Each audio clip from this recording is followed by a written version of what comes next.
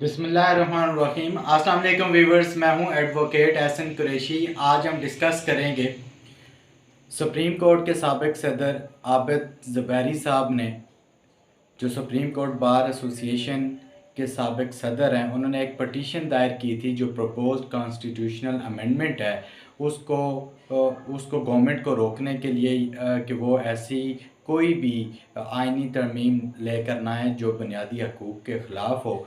उस पटिशन के ऊपर supreme court of Pakistan justice Qazi Faez Isa sahab ने एक बेंच तश्कील दिया है जो 17 अक्टूबर को उसकी समाअत करेगा।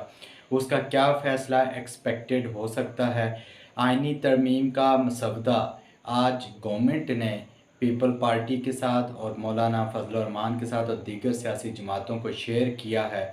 मौलाना फजल रहमान साहब का जो मसवदा था, जो पीपल पार्टी का मसवदा है, और गवर्नमेंट के मसवदे में क्या फ़र्क है, क्या बुनियादी फ़र्क है, उसके ऊपर भी डिस्कस करेंगे।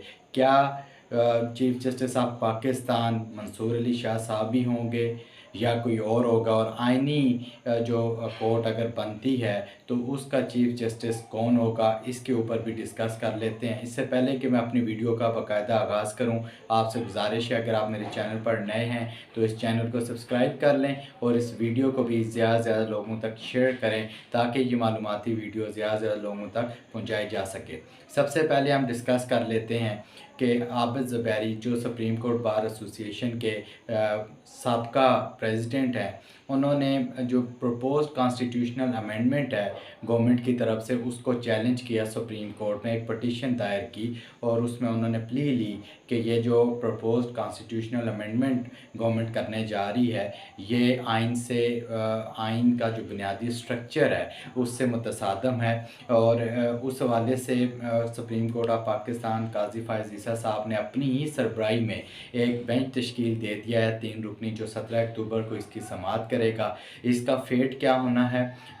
यकीनन जो बज़ाहिर प्राइमा फ़ेशियाई नज़र यही आ रहा है कि वो जो पटिशन है उसको ख़ारिज कर दिया जाएगा और उसमें यही प्ली या यही ग्राउंड जो बेंच है वो ले सकता है कि जनाब अभी जो प्रपोज्ड कॉन्स्टिट्यूशनल अमेंडमेंट है उसका मसवदा सामने आया ही नहीं था और आपने ये मफरूज़े की बेस पर दायर कर दिया। और सेकेंडली कि पार्लियामेंट सुप्रीम है और वो कोई भी आइन साजी कर सकती है, कोई भी कानून पास कर सकती है, सो अमेंडमेंट कर सकती है। सो उसको जब तक वो मसवदा सामने नहीं आया जाता उस वक्त तक जो है वो किसी किस्म का गवर्नमेंट को डायरेक्शन नहीं दी जा सकती। सो ज़्यादा चांसेस यही हैं कि गाजी फ़ाइज़ ईसा साहब इसको भी खारिज कर देंगे, डिसमिस कर देंगे। अब नेक्स्ट जो मसवदा आज गवर्नमेंट ने शेयर किया उसमें कोई नई बात नहीं है, कुछ स्लाइड सा उसके अंदर उन्होंने चेंजिंग की है। एक तो जो पहले मसवदा वायरल था जो लोगों के पास सर्कुलेट हुआ था उसके मुताबिक एक ही आइनी अदालत का क़याम था। फिर पीपल पार्टी ने उसके अंदर अपनी तजवीज़ दी और उन्होंने कहा नहीं, तमाम सूबों के अंदर भी आइनी अदालतें होनी चाहिए। तो उससे सिर्फ अब गवर्नमेंट ने उस तजवीज़ को एक्सेप्ट किया है और आइनी अदालत तमाम सूबों में कर दी गई हैं। और पहले ये था कि आइनी अदालत के जजेस की तादाद 5 होगी, अब टोटल उन्होंने 7 कर दी है जो मुजवज़ा उन्होंने मसवदा दिया है आइनी तरमीम का। सो अब इसके ऊपर जो पहले सर्कुलेटेड था आइनी जो तरमीम का मसवदा, उसमें यह था कि जो जजेस की तकर्री है, जो चीफ़ जस्टिस होगा जो आइनी कोर्ट का, वो पहले प्राइम मिनिस्टर और सदर पहले चीफ़ जस्टिस की तकर्री करेंगे।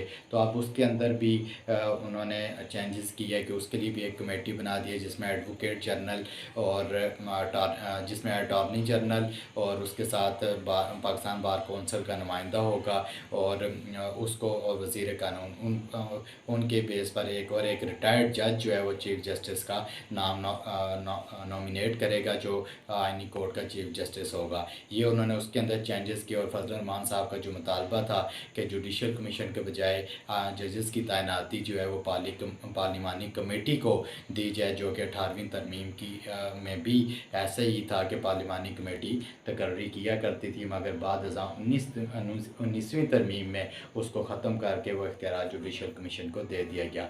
सो ये एक थोड़ा سا اس کے اندر امینڈمنٹ کر کے یہ مجوزہ شیئر کیا ہے۔ بظاہر یہی نظر آ رہا ہے کہ اس پہ یہ تینوں جو فضل الرحمان صاحب ہیں اور پی ایم ایل این ہے اور پیپل پارٹی، ان کا اتفاق ہو سکے گا۔